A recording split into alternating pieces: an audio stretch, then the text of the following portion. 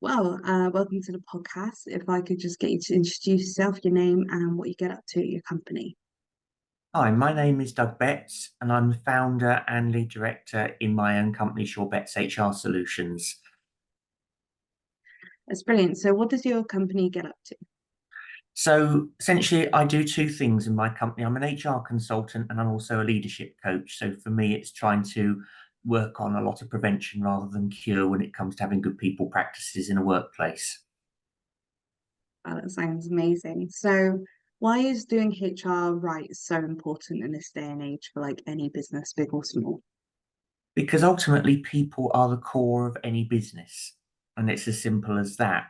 And there's so many companies out there that don't invest in them, don't get it right, or don't see the value of what an HR person can do, or even understand what good HR is all about. And I think that's half my mission. I work in a very misunderstood profession, so I'm very keen to get out there and explain that actually being good at HR and getting the right things in place so your people have a great experience at work goes way beyond just having policies and ticking a compliance box. It's about so much more than that. Do you go into like a little bit more depth about like, what is it past the compliance and the tick box exercise? Of course. So ultimately, it's making sure that your people have a great experience at work. So in turn, they feel valued, they feel they can do their best work. And it means that they won't want to run away and work for your competition and therefore should save you some money and time. So it sounds pretty basic, but it's amazing how many businesses just don't invest in that. And I think in terms of some of the tips for making people feel valued at work, it doesn't matter what industry you're in, what level of jobs you've got.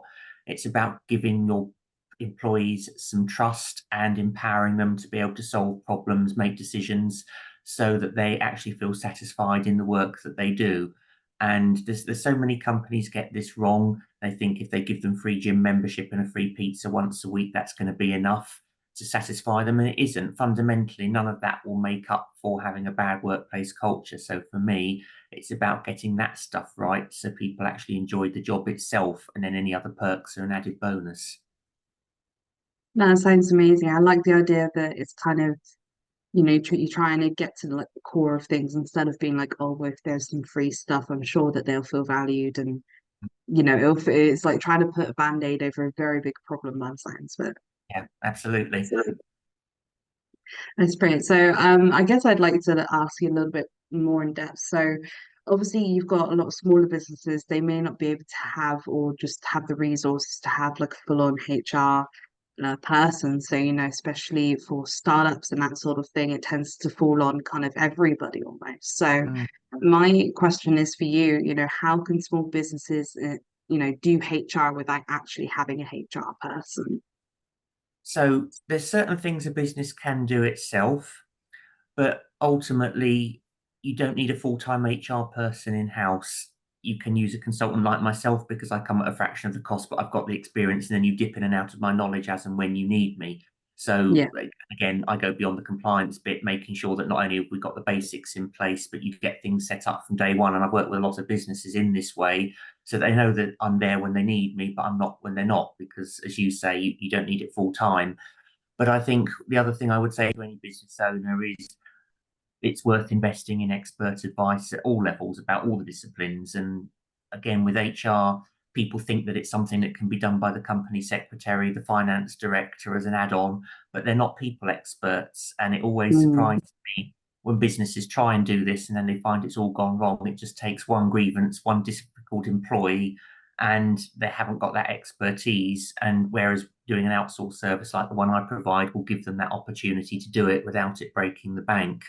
And I think as an HR consultant, no one's ever asked me to produce a set of accounts ever. So it's always a mystery to me why people think the finance director can do HR, because it's a complete different kind of skill set. I mean, yes, there is a link between them, but ultimately it is a specialism in its own right. And I think as a business owner myself, I invest in specialists where I don't have the skill set, and I'd always encourage businesses to do the same. But I mean, as a starting point, I would say, yeah, make sure you treat your people right and you give them the right kind of experience that will help them want to stay put with you and will attract them to work with you in the first place. And then you get all your other things lined up around it. You don't need to go policy heavy. I'm a big believer in not having massive handbooks and policies. That's not doing HR. but it's Yeah, making sure that you're legally compliant, but your employees are happy, and that should be your starting point. that sounds amazing. Do you have any tips on, I guess, how to be more kind of people focused? So, for example, you've got like small business, and obviously they're still getting to grips with, probably running a business, Mhm. especially if they've hadn't had much experience before. But obviously wanting to make sure that everybody's looked after. What's some tips you could say for people to get started with, other than obviously legal compliance and making Mhm. sure those bits are ticked off? I think it's about putting yourself in the employee's shoes and thinking about how they'd feel and about what experience they will have and what their perception is of your company. Because if you're a business owner, no one's going to be more passionate about your business than you are. Whereas an Mm, employee, they might just want to come on, do their best work and take the money and go home again. And that's fine as well. But it's also thinking about what can you do to help them. So I think it's really start from seeing it in their shoes from the moment you hire. Think about the language you use in your job adverts. Is that appropriate? Is it going to make them want to work for you? Does it sum up what you are as a company? And I think the best tip I can give you as a start is try and work out what your mission, your vision, your own values are for your business and what you want it to achieve. Because if you don't know that, your employees certainly aren't going to, and you could end up with a mismatch in there. So I think that's the starting point. And then yeah, work out about each phase of their employee journey with you, how you want them to grow, how you want them to develop. And I think essentially treating them like a human being. You don't want a mismatch where you've got lots of great ideas and they love working for you as an individual, but all your policies and all your things in the background sound very authoritarian and not in line with what you stand for. So it's important to kind of get that link right so they don't see that disconnect and they actually want to come to work each day and they enjoy working for you. oh, definitely. I think as an add-on as well, it's really good to just have that open mind as well, that, if they do come up with a grievance, or there's been like, this process wasn't particularly great or fun, instead of kind of taking that to heart and being like, oh, stuff, thinking that they're making fuss out of nothing. Like, I think, yeah, just being open to listen, and even just like to take on the criticism, because at the end of the Mm. day, like, you're not going to get it perfect first time round, second time round. It's going to take years probably to perfect the whole process, make sure everyone's happy. But even then, like, there's still going to be something that pops up. So I think that's something really to consider as Yeah. well from what you said. Definitely, and how you operate your business depends on how big you are and how much you grow. And I've seen Mm, it's a problem I've seen in businesses when I've worked with larger ones about growing pains as well, because you might have a couple of hundred staff working for you, but you still behave like you're a startup in somebody's back bedroom, and that's not good either. So mm, when you know that if you've got plans to expand, your culture and how you do things expands with it. So, for example, if you've got one or two employees, you can probably get away with recording their holiday on a spreadsheet. When you get bigger than that, you're going to want something more sophisticated so you don't become admin burden heavy, because ultimately you want to spend money on your staff's time, them doing their best work and them doing things that will help your business grow, not getting stuck in admin procedures. So again, it's making sure you've got that kind of mind and growth mindset as you grow and your business grows. definitely. And I think as well, like, a lot of businesses I've seen, just from my perspective, is that, if you don't invest in your employees, then everything else will kind of come to a standstill. You'll have, like you said, the growing pains, because they are the ones that essentially help run the business, and if they're unhappy, then everything else is not going to meet targets or whatever, because at the end of the day, it's your employees that will help produce the best work, get those clients, that sort of thing. Yeah, exactly. And you've also, as a business owner, got to be willing to listen to their feedback as well, whether you want to hear it or not. Because I think Yeah. the worst kind of leaders I've worked with are the ones who recruit yes people around them who don't disagree with them or don't feel that they can. And actually, I know from my own experiences, I've grown as a people leader by taking on board constructive criticism from other people. I don't want to be told I'm good all the time. I need to know where I can get better, because that's how you grow.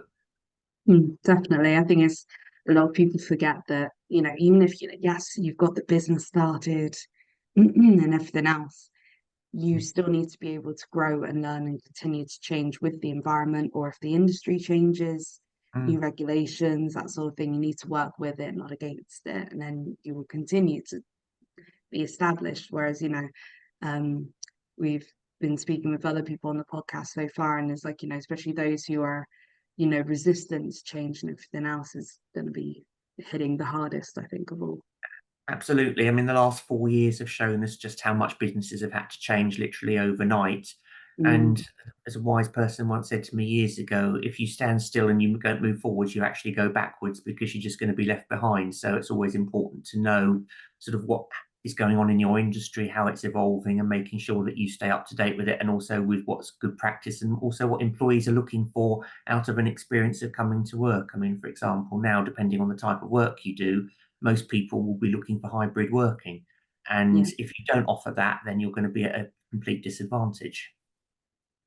Definitely as well. And I think obviously you've got that change of everybody finding out that hybrid does work better for them. Working from home is really good. It's fuel efficient, they're happier because, sometimes the office environment is too much and too stimulating and they just need that Mm, focused space at home to chill out. Or maybe their child is sick, but they can still work and they don't want to take an off day, but they just need to be at home sort of thing. So being able exactly. to work around families better as well Mm. is such a key thing. Yeah, I completely agree, and it's something I've been a big advocate of. And it's just getting people to get into the mindset of trusting their employees that they don't have to be under their nose to do their best work. And actually now technology has evolved. We couldn't have done this 20 years ago because we still all had fax machines, filing cabinets, whiteboards in offices. We all had Yeah. desktop computers, whereas now with the way technology's moved on, we can pretty much work from anywhere. And don't get me wrong, there's a lot to be said for coming into an office and collaborating with people as well, or picking up on information that you wouldn't hear if you were working at home. So I support that completely as well. But I think it's getting to this concept of treating your employees like adults and trusting them to make the right decisions about where and how they work. And for me, it now seems crazy. Not everybody does their best work between 9 and 5. So if you Mm, have people who are naturally better in the mornings or better in the evenings, you let them work in those times, in those locations, and you get more out of them than if you force them to come into an office for 5 days a week. And it's just that change. And for me, it now seems crazy if you work full time that you can only do your life admin at the weekend. It should be something that, in theory, you can sort of intersperse with doing work. And you might work longer days, but you might have more breaks in the middle if you need to do bits and pieces. So, yeah, yeah. it's just knowing that we've got the technology to do it now and getting business owners to use that to their advantage in terms of getting the top talent in to want to work for them. Well, definitely. And if you think about, flexible hours like you were, talking about, especially with those neurodiverse people, like it would really benefit them. Mm. And, a lot of them, or majority of them, if not all of them, like, have really great passion, are happy to work and stuff. But obviously if they can't do the 9 to 5, obviously like they're excluded from a lot of jobs instantly because the jobs aren't willing to work with it. And then, they've missed out on potentially a really great employee. Exactly. And I think it's great that we recognise neurodiversity now far more than we ever did. Mm, These are people whose brains are wired in a slightly different way. And that's great because you've got different perspectives on things.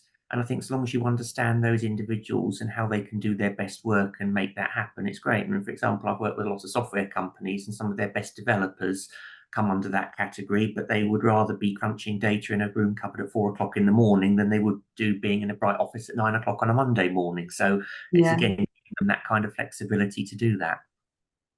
Yeah, it's amazing. So before we wrap up the episode, I wanted to ask briefly about your book. Obviously, you've got the gorgeous purple background going on in the book on there. So if I could pick your brain a little bit about that, what's the book about? So for me, it was my way of wanting to work on prevention rather than cure in businesses, because I've talked a lot already about some of the issues you can get in businesses, but most problems in businesses come down, I think, to people managers and their issues, because every problem in a business is ultimately a leadership problem. And whether that's a first line team leader person or a CEO, they're fundamentally the issues are the same. A line manager can make or break an employee's experience at work. And so many of them get promoted into jobs because they're technically good at what they do or they've been there a long time. But a lot of companies don't think to invest in them in the right way in terms of making them good people managers. Some of them might do it with the best will in the world, but will make inadvertent mistakes and won't understand how people work and how to get the best out of their team. Others think will see it as a power trip and they will not give a second thought to it. They'll just look at the status of the job title or the pay. Yeah, So this was my attempt to try and fix some of that. So I've used the book as a way of getting into businesses and doing proper leadership training with them. And I'm about to launch my first sort of 10-week program for people to come along. And my first sort of online session is going to be free of charge. And then it's like 10 weeks after that if people want to sign up to it. And for me, it's about giving people really good practical tips rather than putting them in a classroom and giving them generic theories.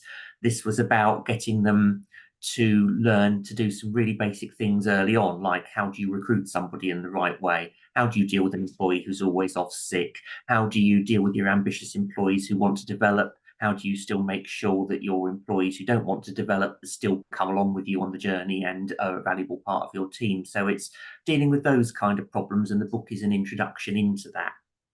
Mm, definitely, that sounds absolutely amazing. So I'm guessing obviously you can find it on Amazon. Is there any other retailers that they can find it on? It's just on Amazon at the moment, so you can either get it as an ebook or you can get a paper copy posted to you. I'm also working on an Audible version of it as well at the moment. Oh, that's brilliant. I love it. So it'll be literally of all sorts of formats probably by the Yeah. time that this episode comes out. Yeah. That's brilliant. Well, is there any other kind of lasting bits of advice you'd like to add before we wrap up the episode today? I think the one bit of advice I would say to any people leader anywhere, or whether it's a business owner or a team leader, is if you're not sure about how to deal with an employee issue, ask. Don't just jump in. Don't think you can Google the answer because it's not always out there. It's not always right. Use a Yeah, people expert. And if you don't need one full time, that's fine. But use somebody like me as a sounding board, because it's far better to come in prepared rather than think you know what you're doing or fudge it and then not be certain. So I want to help give people like you that confidence to be able to make the right decisions for your team and do the right thing. that sounds great. Well, thank you so much for coming on today. Thank you for having me. It's been great.